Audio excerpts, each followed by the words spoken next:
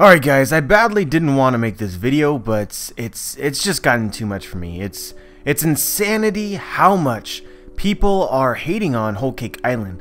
And I think that there are some things that are definitely worthy of some criticism at this point in time, but most of the things aren't. So today we're going to ask the question, is Whole Cake Island a terrible arc?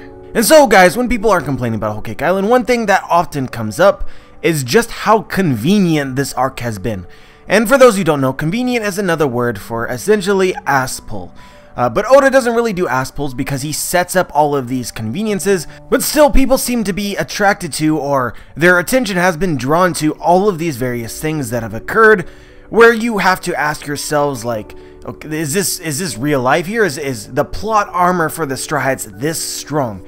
And guys, I have a huge fucking problem with this entire argument, because I assume people who've made it to this point in time in the One Piece story have, I would assume, read the story. So that would be 875 chapters worth of material. And in those 875 chapters, you should realize just how convenient the entire story has been up until this point. But when it comes to previous conveniences within the story, people don't criticize these. People don't complain about these. I'm all about consistency. If you don't like conveniences in Whole Cake Island, then I expect you to not like conveniences in the entire story. And if you like one but not the other, then you must be biased for some reason. When it comes to the necessity of a convenience, it all centers around the situation that the hero is put in. If the situation is too much for the hero to overcome, then you need some kind of convenience to get them out of that situation. This is Whole Cake Island in a nutshell. As Zoro stated plainly in the Zoar before Luffy left to go to Whole Cake Island, this mission was asinine. It was stupid. Luffy, you're heading into a Yonko's territory. This is not smart. And we knew immediately before this arc even started that in order for Luffy to get out of this situation, if a Yonko is indeed as powerful as they were set up to be, that he would have to be incredibly lucky. This is just the same as every previous instance in the story in which Luffy faced an obstacle that he could not beat by sheer force. This is the case such as in Log Town, where he first met Smoker, who had a Logia Double Fruit. Luffy couldn't overcome this, and Oda couldn't reasonably write Luffy having run away from Smoker, so what did he do? He introduced an overpowered force such as Dragon to save his ass. This is a huge convenience. In other words, this is an ass pull that was set up from the very beginning of the short Log Town arc. But what's great about this convenience and the conveniences that have been in Whole Cake Island is it creates drama. It allows Oda to put Luffy in situations that seem impossible to escape from, and by means that you don't actually see coming, get them out of that. There have been an innumerable number of times that this has happened throughout the course of the story, specifically when introducing some character or another that happens to be more ally than not. Something like when Aokiji encountered the Strats before Water 7, he could have killed the entire crew, but it just so happened that he had a really close relationship with Garp. He was the one Marine Admiral that would have spared them, and he did. This also happened with Kuma, who happened to be a revolutionary and was actually rooting for them and helping them strive to achieve their dreams, and later on Kuma, the same character, appeared in Sabaody to save their asses. Or at the end of Marineford, when Law and Shanks showed up to save Luffy's ass once more, again a huge convenience. But I think that there are several things that are slightly different about Whole Cake Island's conveniences than these, which is that rather than introduce a strong character to save Luffy's ass, in this case, Oda has, in a way, undermined the Big Mom pirates to allow for the Straw Hats an opportunity to escape. Essentially, Oda has made the Big Mom pirates look foolish. And this all pretty much centers around Big Mom. This all makes 100% sense, even if you don't like it, because Big Mom is an idiot. So guys, the twist in this case, the means by which Oda has allowed the Strats to enter an enemy Yonko's territory with not enough strength to combat them, but potentially escape, is by making the Big Mom pirates inept. And this ineptitude has showed itself in many ways, but a lot of it has to do specifically with Big Mom and her decisions and her personality. When it comes to Opera, pretty much not saying that the Straw Hats escaped the jail cell and claiming that he killed them is because he fears his own mother. And he fears his own mother because his own mother doesn't understand the decisions that she makes or the feelings of others. And they also have a misunderstanding about her condition. When it comes to Nami taking control of Zeus, Zeus is essentially Big Mom as she was in her youth. And this was very plainly described to us in Big Mom's own flashback, where she is revealed to be a half-wit controlled by her desire for food. Zeus is exactly the same, and Nami was able to manipulate that. All of these details centers around Big Mom's flaws. And the reason that Oda is going to these great lengths to describe Big Mom's flaws is because they will probably be very important to the future of the story. Big Mom's relationship with her family, Big Mom's addiction to food is going to come back and bite her, as it is doing now. And as of right now, it not only is offering the Straw Hats an opportunity to escape, but it is simultaneously offering the Straw Hats an opportunity to save the Big Mom pirates, which might be incredibly crucial to events in the future. So really, at the end of the day, all you have to complain about is, well, I thought that a Yonko would be like this. However, we got Big Mom who is a Yonko like that. This is the difference between expectations and reality.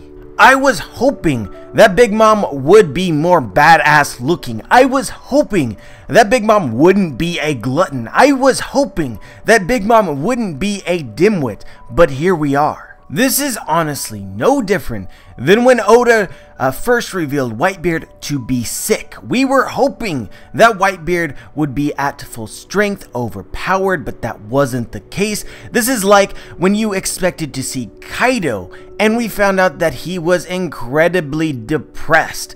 People are sitting here and complaining about Big Mom, but they're not complaining about Whitebeard and they're not complaining about Kaido. Why is that? People are gonna complain about Nami manipulating one of Big Mom the Yonko's subordinates, when isn't that exactly what Akainu or Akainu did to Whitebeard when he manipulated Squardo and he attempted to assassinate him? I really don't see the difference. Zeus is not just a creation of her devil fruit ability, he is alive. Again, guys, be consistent. Oda certainly has been. Remember when at the very beginning of the story, just like how the Yonko were hyped to the extreme, so were the Shishibukai. And then when Oda actually went about to introducing the Shishibukai, they were wacky. Have you forgotten Moria, who was essentially lazy? Have you forgotten Boa Hancock, who has all sorts of personality issues? Have you forgotten about Weeble, who is also a half-wit? One Piece has been and will probably continue to be One Piece, what it has been from the very start of the story. It isn't Bleach. Why do you guys want it to be Bleach? Most major enemies in the story have huge character flaws. Their designs are not overly badass. Were you guys reading the story hoping at some point in time it would get better? Were you thinking that, oh, once we reach the Yonko, they would all look like and act like Whitebeard but be healthy?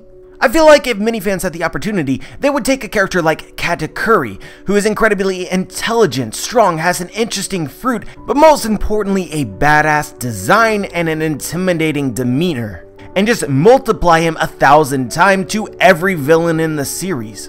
And when you need a more interesting villain, you just make the same category slightly stronger, with a different power. Am I off here, guys? This is what I assume that you want from the Yonko. This is why the reveal of a Yonko and, again, her character flaws and her imperfect design have you guys less interested in the story right now. And it really makes me wonder how you got this far, because it has always been this way. If there is anything at all that you could possibly complain about with Whole Cake Island, is that the pacing right now, and maybe at several points in time within the arc, was a little bit slow. And I think when people bring this up, it just emphasizes the fact that they only started reading One Piece weekly recently. Because it is like this for a time in nearly every single One Piece arc. Now, I personally can justify the pacing. I can perhaps critique little things here or there which I think Oda could have possibly changed to speed it up slightly and accomplish everything that he did with the consistency of keeping One Piece as it is, but I'm not going to waste my time doing that because, first of all, I don't know everything that goes into it, and second of all, I don't know everything this is all going to set up because we are not yet at the conclusion of this arc. One thing Oda does incredibly well is he sets up everything that occurs. There are no ass-pulls because Oda takes the time to specifically foreshadow everything. Why did Oda include Big Mom's backstory during the Sea Party in the middle of the climactic events? Well guys, because without that, then how exactly would he explain Nami taking control over or manipulating Zeus? And so this is where you jump down the rabbit hole. Why exactly was it necessary for Nami to take control of Zeus? We don't know because Whole Cake Island isn't done. My point here being, guys, wait until the arc is finished before you critique little things about Oda that Oda could possibly do better. All of this setup serves to make the finale all the more epic that you guys enjoy nearly every single time. And every single time that this setup occurs, the plot gets a little bit slower and people start to complain, and then after it's all done, they're not complaining anymore. It's a regular cycle that is just annoying. People during the Dressrosa arc complain night and day about all the emphasis that Oda was giving to Hiruzen and Sai and all of these random characters, Cavendish and Bartolomeo.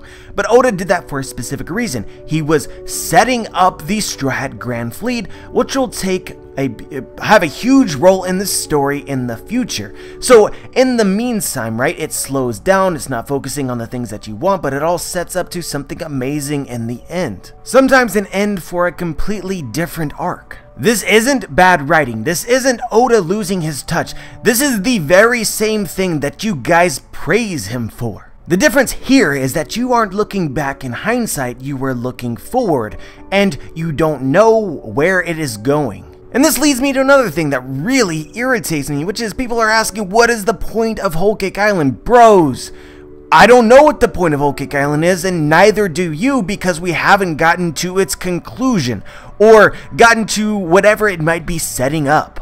What was the point of Aokiji encountering the Strats before Water 7?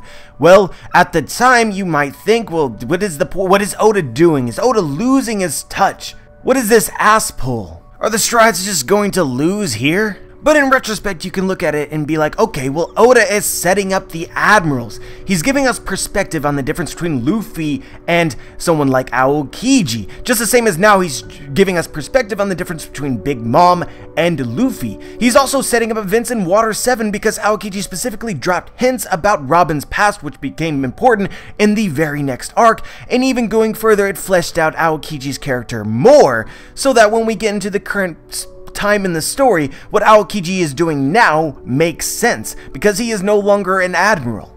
This exact same thing is going to happen in Whole Cake Island. Every little thing that you're complaining about has a purpose. You just don't know what that purpose is. It is just so strange to me that people have read so much One Piece and still don't understand how it works. They call Oda a genius for doing one thing, and when he does the exact same thing, they question whether he's losing it. But anyway guys, I need more things to rant about, so let's talk about the editors of One Piece.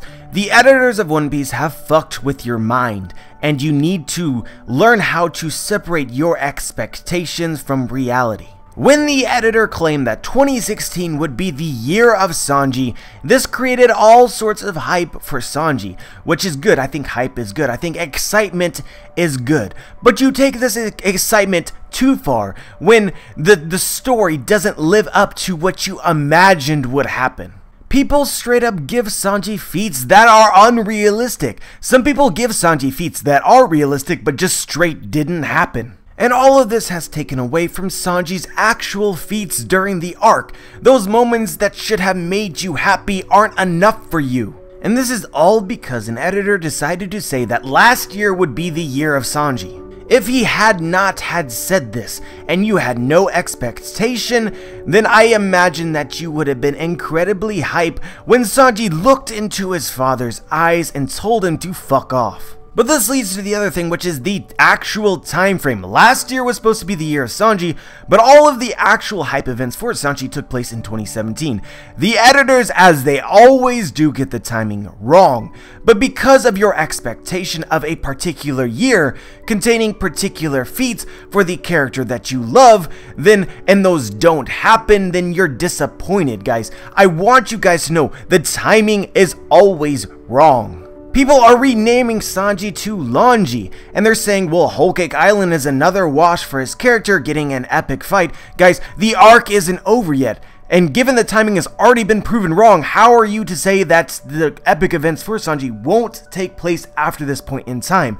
But even still, I don't think that you should have any expectation. Or at the very least, expectation should be reserved for those mature enough to handle it and the possibility of being wrong. The only possible complaints you could have about Sanji up until this point in time is the difference between expectation and reality, that you expected greater feats for Sanji and they didn't occur, therefore you are disappointed by the feats that he actually did get and will probably get in the future of this arc still. You want to talk about the year of Sanji, guys? This arc may culminate in Sanji literally saving the day via cooking. There is no greater feat for the cook of the Pirate King. I know a lot of people are saying, oh, that's anti-hype. First of all, you don't know how Oda is going to portray the circumstances that surround it, but even so, you should understand that inherently him being a cook, that this is literally the epitome of what Sanji could possibly do within the story, given that he isn't the main character.